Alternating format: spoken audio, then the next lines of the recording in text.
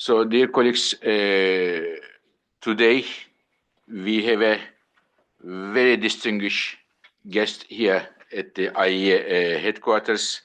I am delighted and honored to greet Ambassador Rafael Mariana Grossi, the Director General of the International Atomic Energy Agency.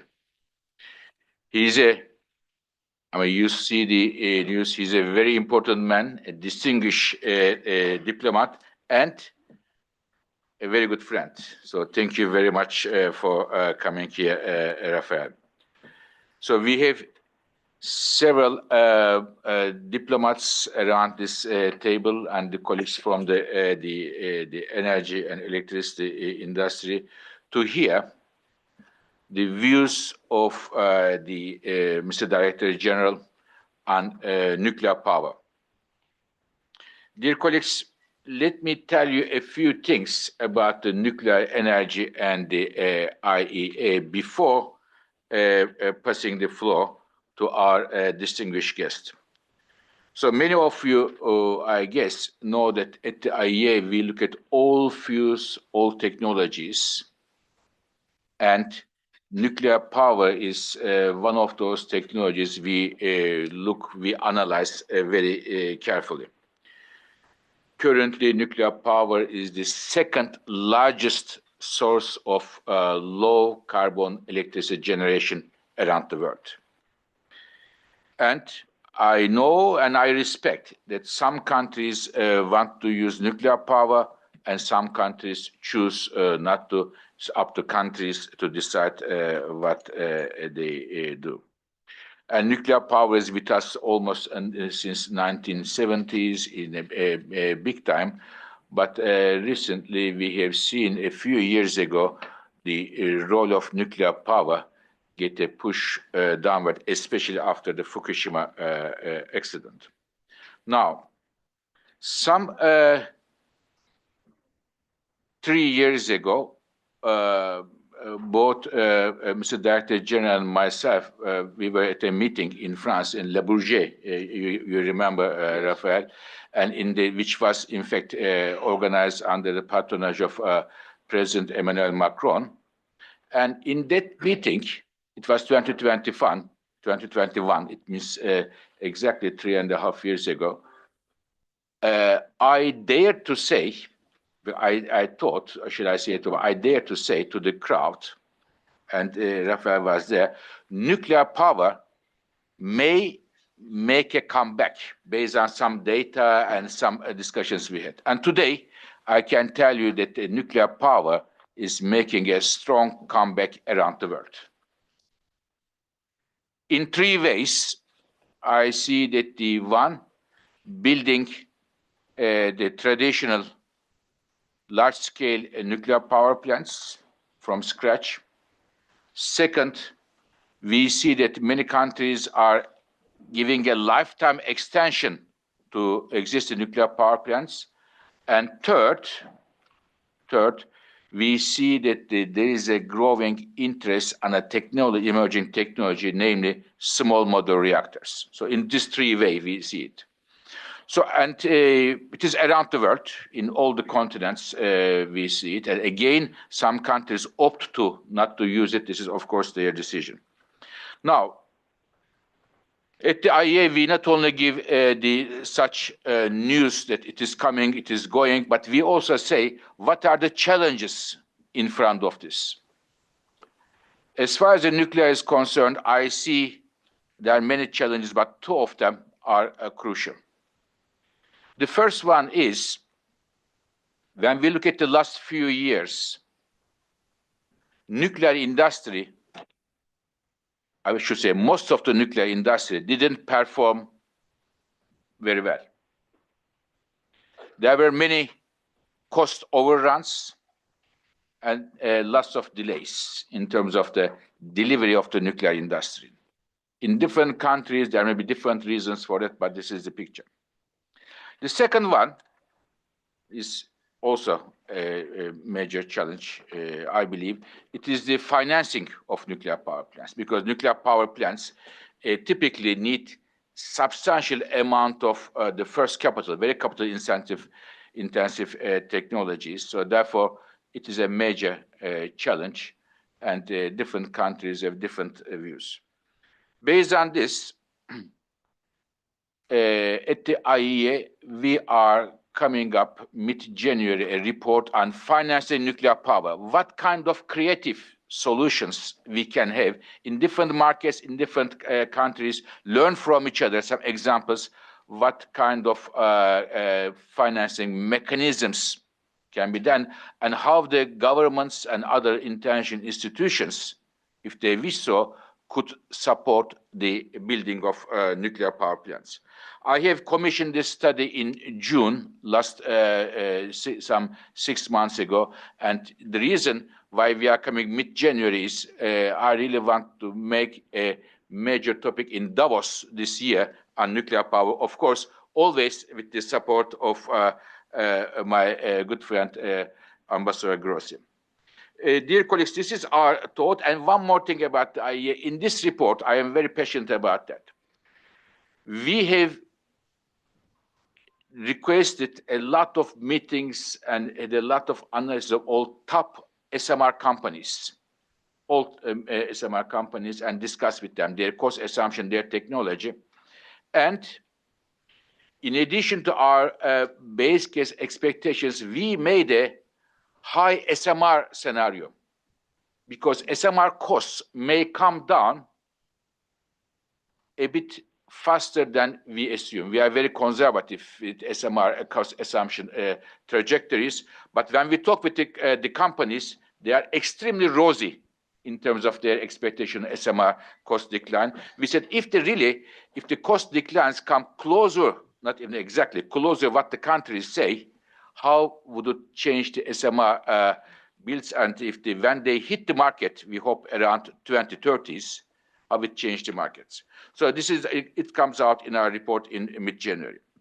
Now, if the nuclear got a big comeback, one of the persons we owe this comeback is the Ambassador Grossi.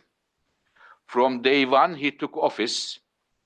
In addition to all other dossiers he have, which are very tough dossiers, he was very keen to make the IAEA a driver of the pushing the nuclear energy to address the energy security and climate change. So as such, I am thankful to him.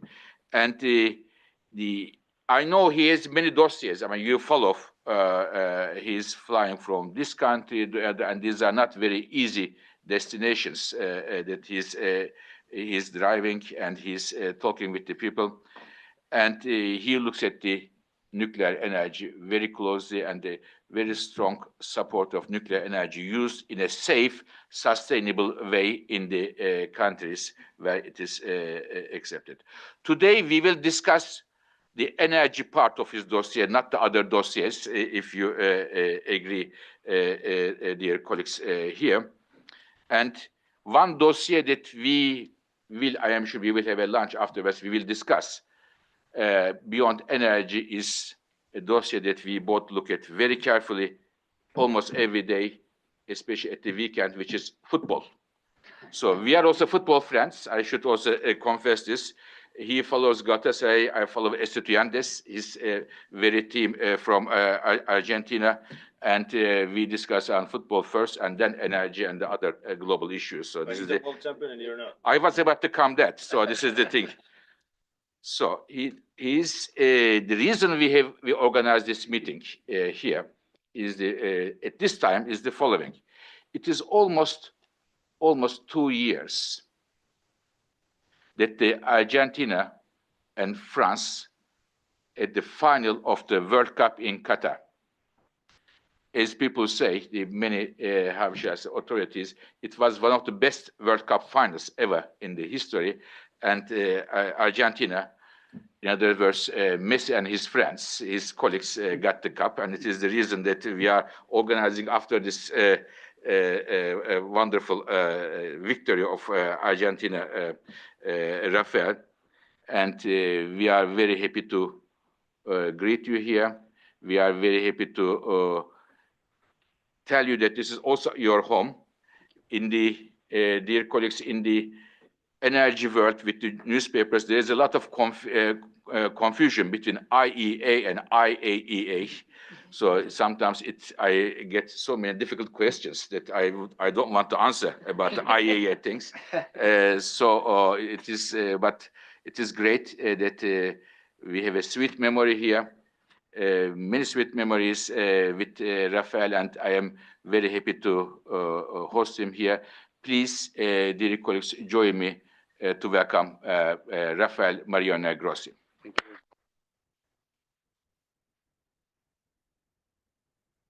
Thank you very much. Thank you, Fatih, and dear friends. Thanks for coming, spending some time with us today. As you say, we are very close, and we are adding to the confusion because we are together all the time. IEA people do not know who is who, and that's very good. That's very good. Let me share a few perspectives on what you were saying, and that which make the essence of your work here from the world leading think tank, which is the IEA in terms of energy, which is of course indispensable. We have a slice of the cake, but an important one. Though, and I would like to share with you how we see things, how things are evolving. And I think you evoked a couple of those in your introduction. We are having a very special convergence of factors that make this moment, I would say, this moment for nuclear energy so special. Some talk about a renaissance. I don't like too much that accolade. We experienced some of those in the past, and they did not bear fruit in the way that it was expected. I like to talk more about a return to realism. A return to realism in the sense that there are a number of limited options that countries have to face their energy needs in the future. And this against the backdrop of a circumstance. Like any time in the world and in history, we have certain circumstances. And the circumstances that we have now present a convergence of a number of things. First of all, as we have evoked, and we were together for the last time at the COP in Azerbaijan. I just saw the ambassador. Thank you very much, and congratulations to Azerbaijan for COP29 as we prepare for the next in Brazil. First of all, the issue of climate change. We know that we may have different approaches to this problem, but by and large, there is a consensus on the fact that we need to decarbonize to the extent possible and in the ways that could be agreeable to countries, the energy mixes in the world. And the fact is, sometimes ignored, even here in Europe, the fact that at the moment, as we speak, and without any new build, any dramatic increase in nuclear energy is the source of approximately 30% of the clean electricity produced in the world. And here in Europe, it's 50%. So half of the clean electricity which is produced in this continent is from nuclear origin. In Europe, you have more than 100 reactors in 12 of the countries of the Union. And so this is one important element, so that countries, when they assess what kind of intelligent mix, and you are advising all of them on how to tackle different things, how much fossil, how much this, how much that, then a good number of countries have nuclear, and some of them want to double down on what they have, or introduce it when they do not have it. And we can discuss about this later on. So that is one important element. And the other important element is of course, the appearance of a new factor in the equation, which was not commonly discussed before, but it has become a predominant one in the energy discussions in the world, and it is that of energy security. Energy security has emerged as something that appears also on the front of the decision makers' view as something that needs to be considered. Perhaps the return to war in Europe, has been a factor that has made a good number of countries, gracias, a good number of countries look at what their options are, options that would enlarge as opposed to diminish their autonomy of decision, their capacity to decide what they want to do. So you have this convergence of factors, the climate change thing, the energy security problem, and of course, those related to economic growth and how to do it in the best possible way. What we see in the world is this.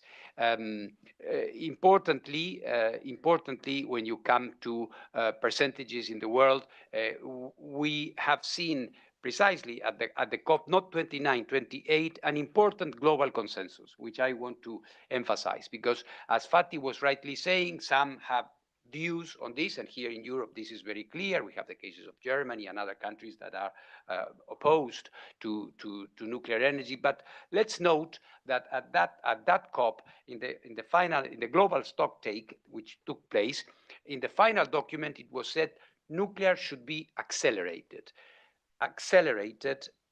alongside renewable energies. Let me say that we at the IAEA, we work very well with the renewable industry. We even support them in many ways. So the global consensus now is that this is something that needs to be accelerated. At that time, there was even a very important manifestation of 30-something countries, including some around this table, that committed themselves to triple their nuclear energy percentage, which is, of course, something very, very big when it comes to when you consider France, when you consider the United States, when you consider Canada, when you consider Japan and others. Well, this is an enormous commitment, which is going to still make, and here we go to the area of the statistics and the percentages that the IEA guides us so well in, will not make nuclear energy predominant in the world. It might keep it in the range of 10%, 15% of the global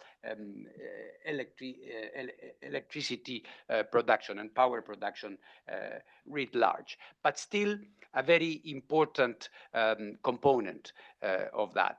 And this is something we are seeing, as I was saying, in the United States, where from a position of a fleet replacement. You know, in the United States, you have more or less 90-something reactors, which in and by themselves constitute a huge market, and only the replacement and the long-term operation of those plants would be huge. But there is now an idea to add at least 35 gigawatts of installed production, and then subsequently move in this way. This is also the case in Canada. And here in Europe, as you know, since the famous statement at Belfort, President Macron committed to continue with nuclear. The French discourse about it has moved from an idea of reducing nuclear, not doing away with it, but reducing to keeping and enlarging. We see the same in the United Kingdom.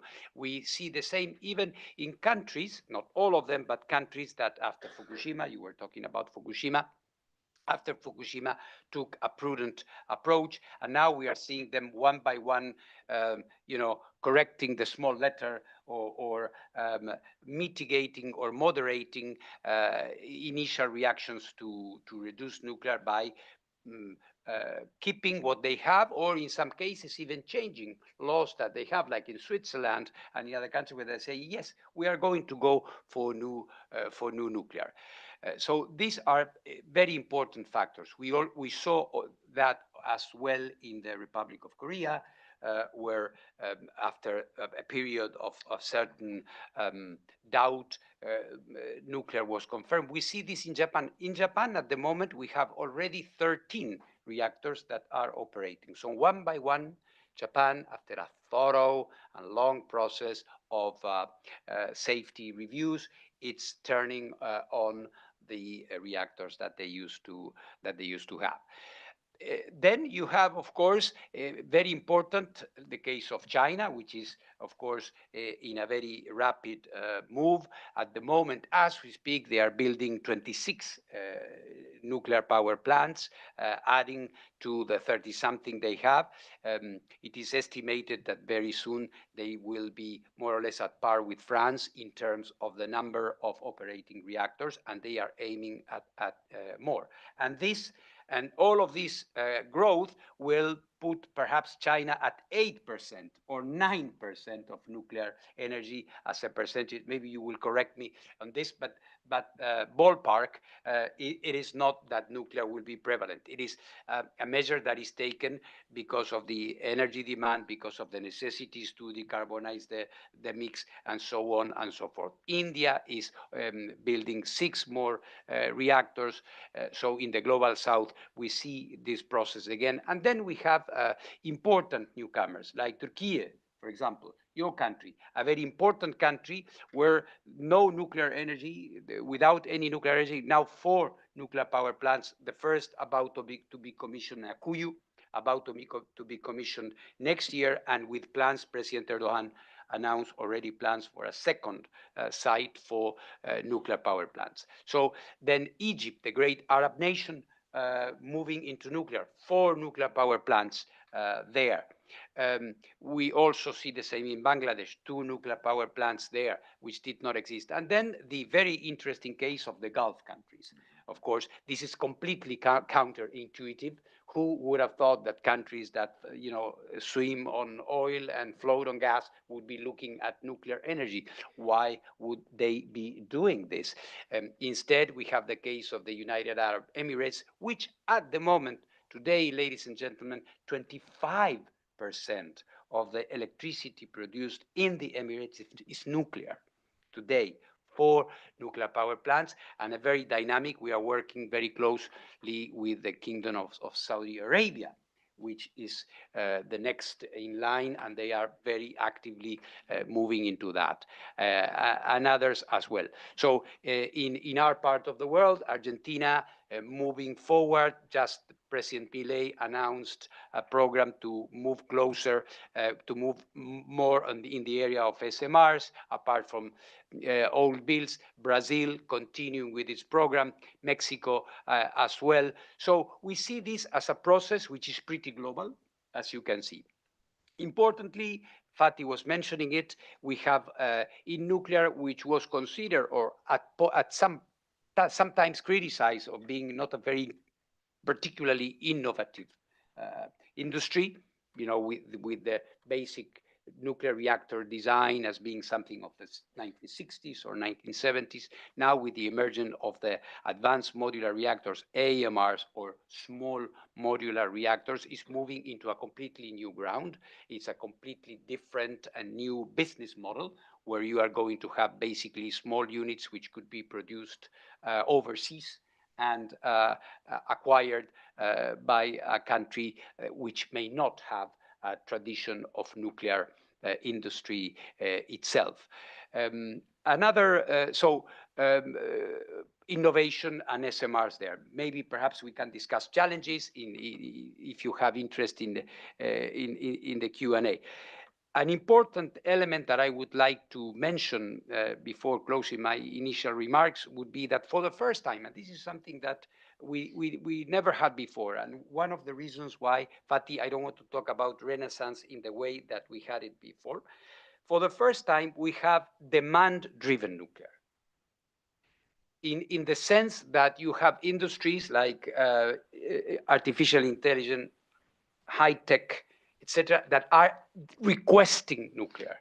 It's not the big power utilities and countries saying, well, we're going to have big reactors here and there. Now you have Microsoft moving forward symbolically with 3 Mile Island, which was the first accident in the nuclear industry. You have Google signing up with Kairos. You have Meta.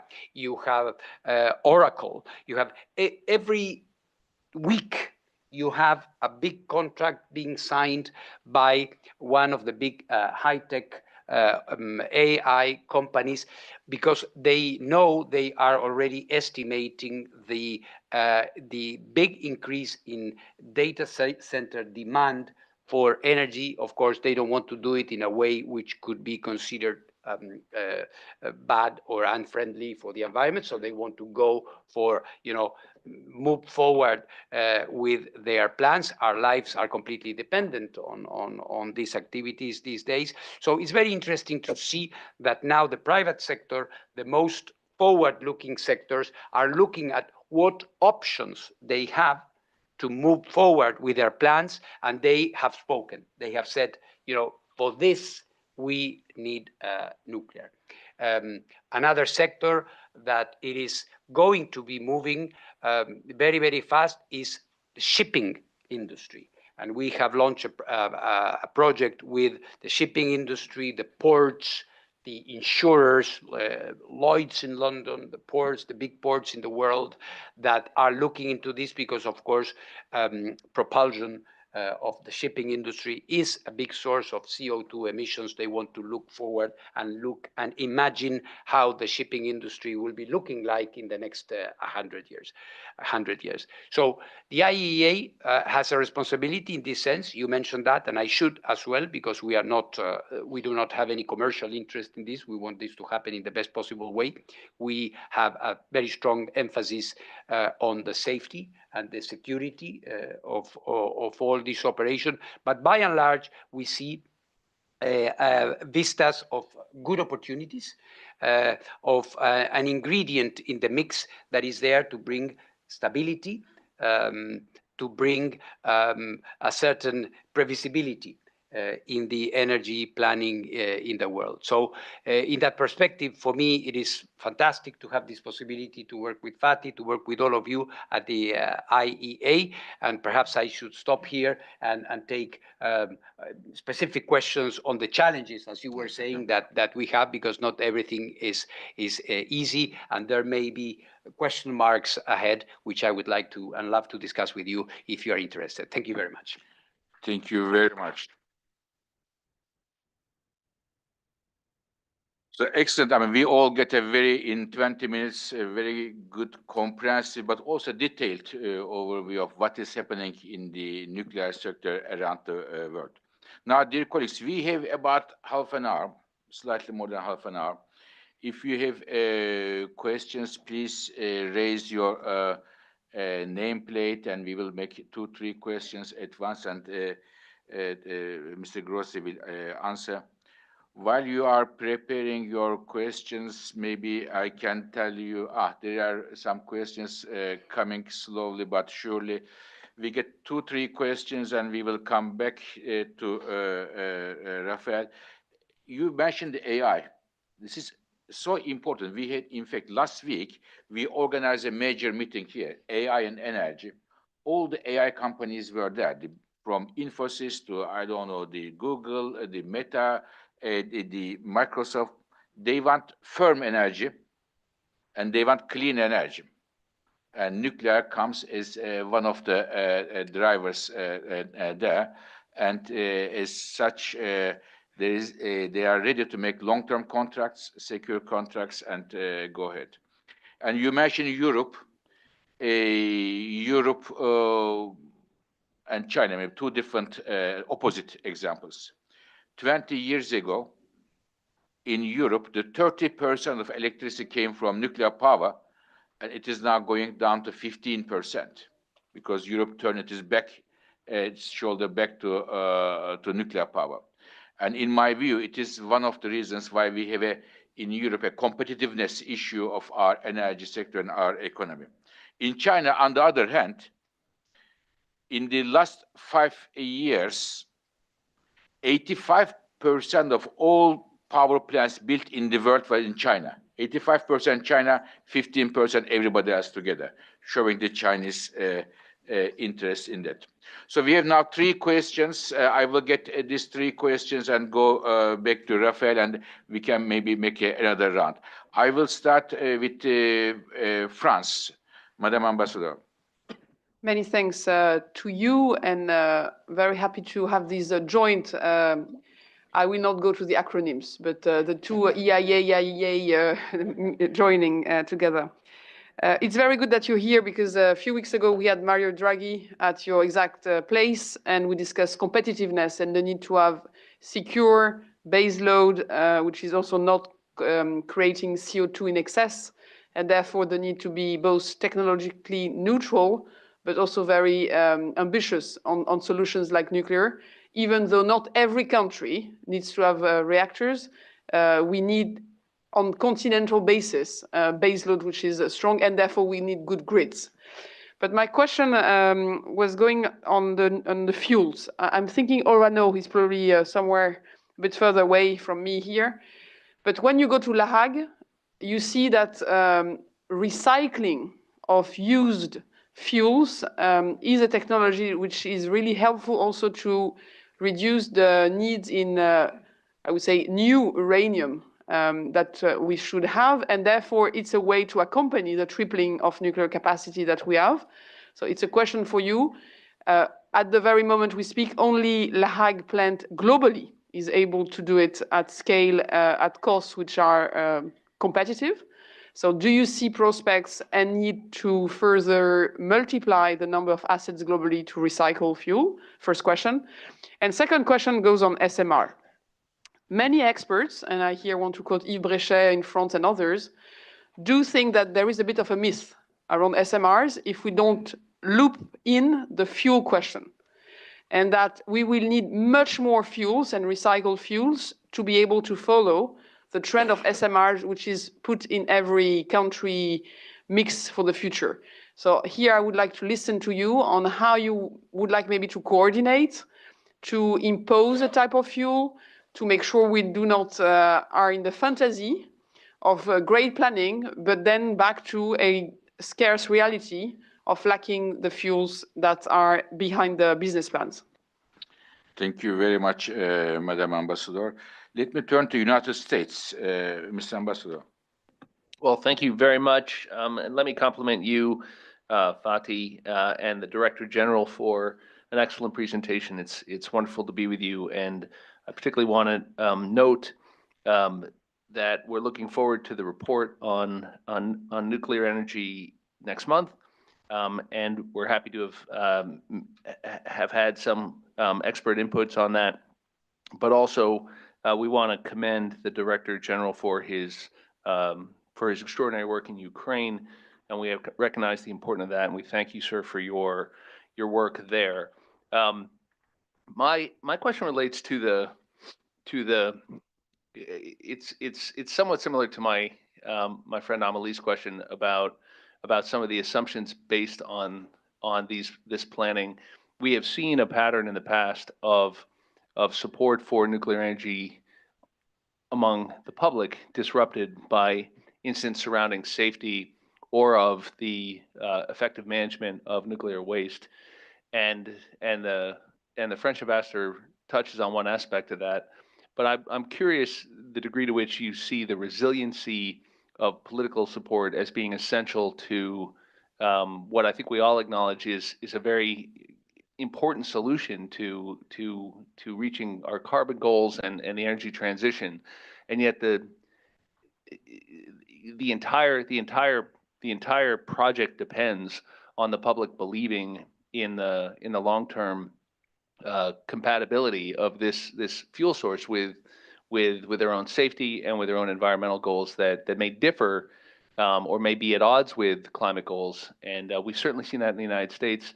And so I appreciate the need to bring projects to time in a reliable way. I appreciate the financing hurdles. I'm just wondering into your planning, how have you accounted for the potential disruption of political support for what is such an important part of our climate strategy? Thank you. Thank you very much, Mr. Ambassador. Maybe the last one in this round, I go to European Union, Madam Ambassador. Thank you very much, Fatih, and warm welcome to the Director General of the IAEA here in Paris.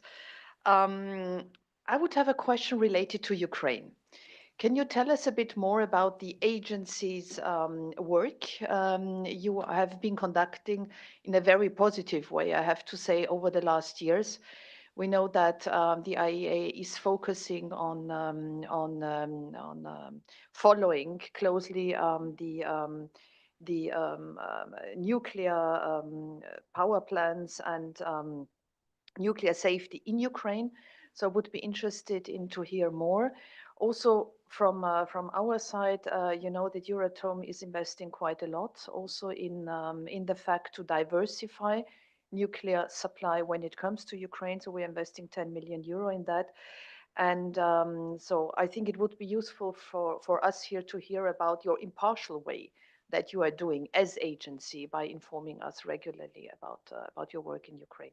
Thank you very much. Perfect. So we have three questions, Rafael, from France, from United States, and from European Union in this first round. Thank you very much. All very pertinent questions. Madame Ambassadrice, merci. The question of fuel is, of course, a very, very important one. And I would, if you allow me, I would widen the scope to talk about the nuclear fuel cycle in general, because fuel and fuel fabrication is, of course, a very important thing. It is, of course, contingent to your design, the type of reactor that you have, the type of fuel that you will be having. The capacities that you have at La Hague are quite unique, and I think they open a great opportunity for France. But what we are seeing, I think, in general, is that there is a very strong push and more than push questions about the supply in terms of uranium from mining to enrichment, which is very important. Also, if you know, I may bring prudently the discussion back a little bit to the issue of energy security because of the dependence of the enriched uranium market on Russia, which is very, very important, including ambassador in the United States, as you know. Of course, all of these market evolutions were preceded the war and what happened with Ukraine. So many market conditions were established first or before that happened. So now there is an important question mark in Europe and also in the United States and in other countries as to the long-term sustainability of the fuel cycle, the nuclear fuel cycle writ large, and how to do it. Of course, the uranium prices are going up. We jointly work on the Red Book, which is a flagship publication, also a result of our long-standing cooperation, which is showing that prices of uranium are going up, not to the peaks of some years ago, but steadily in that direction. So we see a need of adaptation and a need to maintain capacities, industrial capacities, when it comes to the nuclear fuel cycle. And of course, recycling, reprocessing, these are important technologies, technologies which are sensitive, as you know, at the same time, and we look at them intensely, not in the case of France, of course, because it's not a proliferation issue here, but in other places as well. Because of the proliferation concerns that may exist. Your other aspect is, of course, the SMRs. The SMR, you know, I'm in nuclear. I've been in this area from the diplomatic political side, but for 40 years, and I can tell you that even in the 1980s there was talk about SMRs, and people were saying, of course, SMRs are going to be. First, it was the transparencies, then to PowerPoint. But you will never see one in reality. Well, I think there are grounds for more than grounds that to say that it's completely different now. There is a reality in the sense. First of all, we have SMRs which are operating. Unfortunately, not in Europe, but you have it in China, you have it in the Russian Federation. And construction has finally begun in the United States. So I hope that the first new scale will be, there in some times, and perhaps newer as well here in Europe, in France in particular. So what we are seeing is that the wheels are in motion. It's not anymore about if, but when. And this is, and Fatih was referring to the delivery. When are we going to see these SMRs really out there, rolled out in the market as a real option? We are going to start, at least in the West, we are going to start seeing these SMRs not earlier than 5 years, more or less, 5-6 years from now. But we are going to see them, and it's going to come very strongly. The issue is, and we will have to look into projections, maybe together, Fatih, but projections range from 20% of the market in a very optimistic outlook to 6, 7, 8% of the market in the next 20, 30 years or so. So this is more or less what we are seeing. Ambassador, you were talking about public perceptions and the political side of it and the disruptive elements that can exist, in particular, since we are coming out of a long, dark tunnel of negative narratives about nuclear. But this is changing. First, you see it in the political decision and the increased assertiveness of the political actors to talk about nuclear. Before it was like, I'm sorry, I'm going to utter the word nuclear. Now that does not exist anymore. People are integrating that very naturally, and we see the change in the paradigm that is there. So much so, interestingly, that even in some green parties in Europe, you have nuclear energy in the political platform of the parties, which is very interesting. You know, I discuss very frequently with my Finnish friends where the Green Party has nuclear energy in its political platform, which is quite a change. But we see it in many other places. Naturally, the possibility of disruption can come out of unwanted phenomena, like, for example, and since the ambassador of the European Union was mentioning it, I will mention it, a nuclear accident in the Ukraine, for example. Would that kill nuclear energy and its prospects? No, but it could delay it significantly. In our calculations, Fukushima alone delayed nuclear energy for like 10 years, roughly. I mean, you can make any estimation possible. Of course, avoiding a nuclear accident in Ukraine is something that we must do not for the sake of nuclear energy. We have to do it for the sake of peace. We have to do it for the sake of fairness. We have to do it for the sake of human humanity.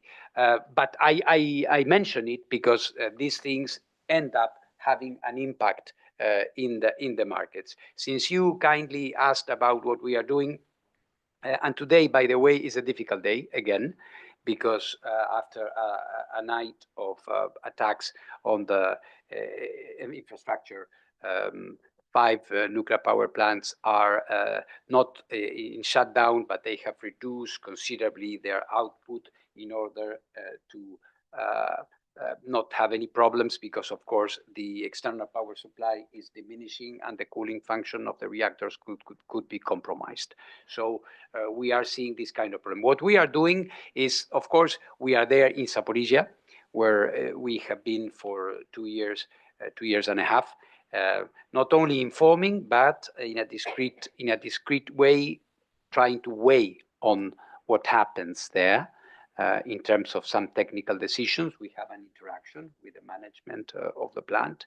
And we are present also in all the other nuclear power plants. As you all know, and you are all friends of Ukraine, without the remaining 9 nuclear power plants, Ukraine would not be viable. It depends completely on its 9 remaining. It used to have 15. So you subtract the 6 that are under Russian control at the moment in Zaporizhia. Zaporizhia alone was 20% of the total energy of the country. And I think it's important in terms of the future that we are working with them in terms of reconstruction and what they may be doing, including with nuclear energy vis-a-vis the future. Thank you very much, Rafael. So We have about 15 minutes, and I see 2, 3, 4 questions and 5. So if I may ask the colleagues to have short questions, and then again to the general energy issues rather than other issues. We already have a very hot topic to discuss at lunch, you and me, on football, Rafael.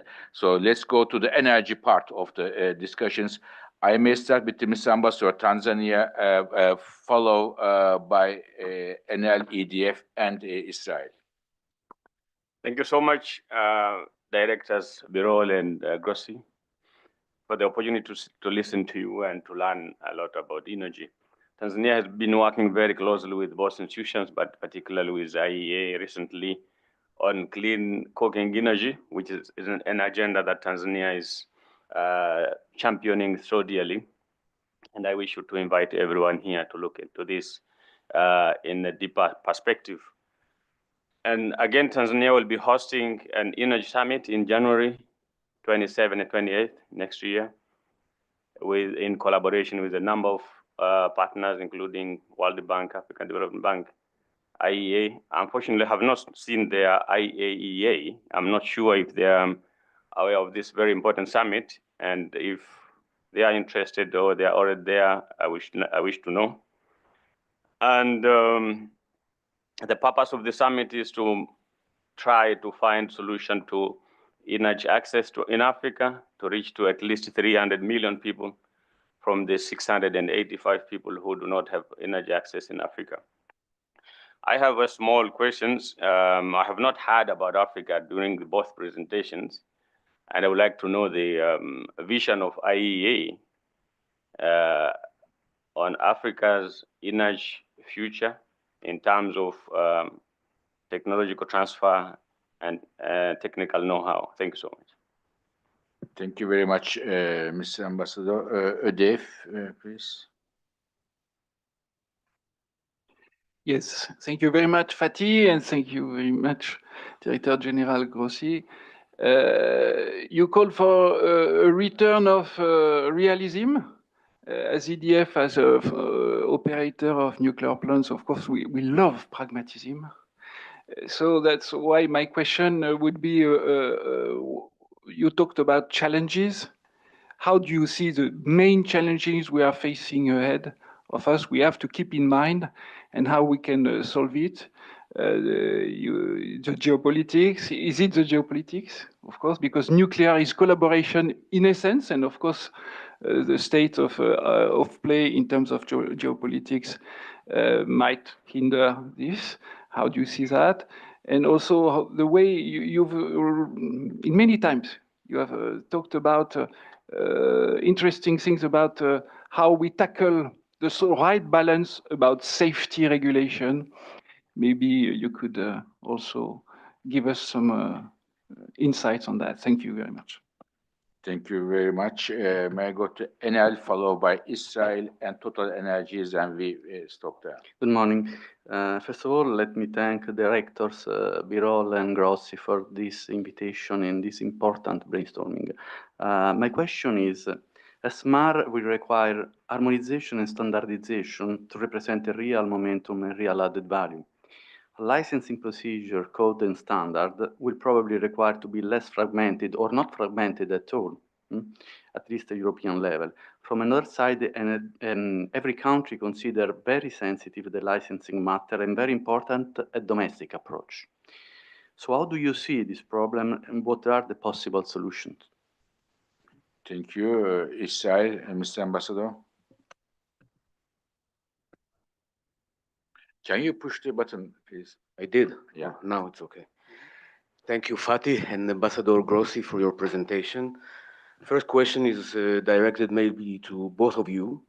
How would you equilibrate between projecting or focusing on nuclear energy vis-a-vis or in comparison to solar energy, particularly in the world, like in Israel, for instance, where sunshine is very dominant?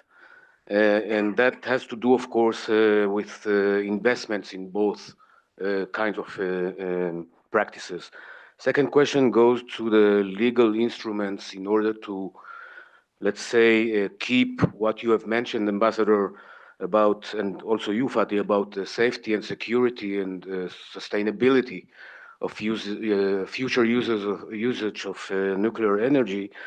Globally speaking, are there any general global conventions that are relevant to that? Or maybe you're working together, for instance, with NEA in the OECD in order to crystallize some guidelines and recommendations?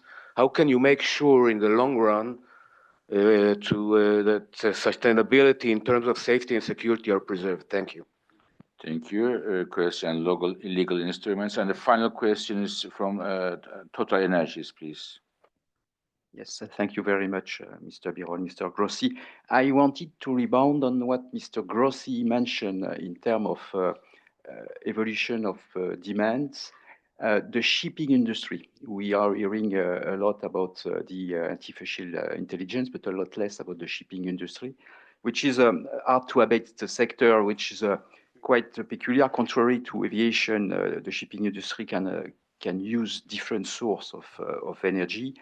And nonetheless, the decarbonization objectives of the International Marine Organization are very challenging, especially taking into account the volume of energy required.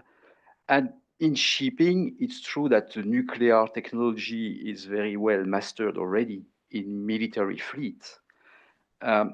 Nonetheless, to develop it on the civilian fleet, how do we see the proliferation issue being overcome? And what are you thinking about the potential of the nuclear development in the shipping industry? Thank you. Perfect. So, Rafael, we have about 10 minutes, and you have Okay. 4 questions. Let's go. 5. Very good. On Africa, dear Ambassador, of course, we have nuclear in Africa, albeit at a limited scale. As you know, South Africa has historically been the country with nuclear energy. Now we will have Egypt as well. What I can tell you is that we are working a lot in Africa with a number of countries, including yours, which is not on the verge of getting nuclear energy, but in the process we have, I don't want to get too bureaucratic, but we have a process called milestones where we have countries and we are helping them, take the necessary steps, including having a regulator, capacity building, etc. But we are working, I think, closer to nuclear deployment. We see a lot of movement in Ghana. We see a lot of movement in Kenya, closer to home for you, Senegal, Rwanda. So there is a lot of movement. And Africa is not forgotten. On the contrary, I mean, we shouldn't get started on energy in Africa because that's a world of themes there. But let me reassure you in the sense that the IAEA is very active in Africa, working, bringing capacity, and so on. On the questions from the EDF and whether the main challenges are geopolitics or what are the challenges, I wouldn't say it's geopolitics because paradoxically, and it may sound paradoxical at a moment where we still have war and all of these things, there is in the nuclear industry, at least, there is a realization that nuclear is global. Nuclear is very global, and I can say that there are many contacts that are ongoing, continuing in spite of the war. And I think that once we move to a better place in terms of this conflict and other conflicts that are in the world, because the Ukraine war is not the only war that we have in the world. We have the Middle East, we have many things that are happening in the world. I think we will see that very, very clearly. I think challenges are more are closer to delivery, are closer to regulation, are closer to financing. This is ballpark where I would place the challenges that we see. Enel, I think there's a good segue between what EDF was saying and what you were asking, because harmonization and standardization go to the heart of what we need to, if not solve, get better at. Harmonization is, and I was having a fascinating conversation with Monsieur Abadi, with whom I have here. He's the French regulator.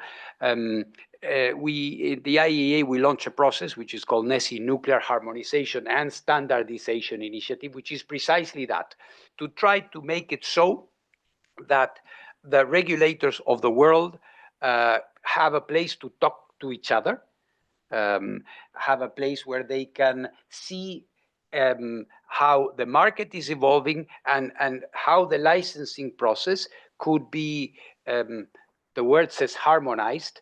It doesn't mean complete convergence, but that we get better at understanding what others are doing. In an ideal world, you could have a market where if a reactor is licensed in the United States, you should be able to buy it and bring it to France and operate it, like the air industry. That is the paradigm that you have. You don't have that in nuclear, and perhaps you will never have it, because nuclear is very specific. It has national competencies, it has safety conditions, but there is a long way in terms of harmonizing, in terms of leveraging what others are doing.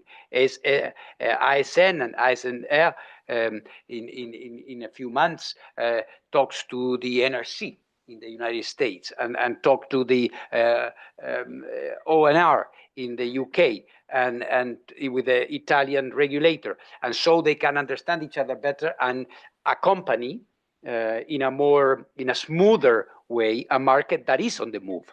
And I am one of those who believe that regulation, which is, of course, as the head of the IAEA, I should always and will always be saying safety comes first. But regulation is a regulation of an activity.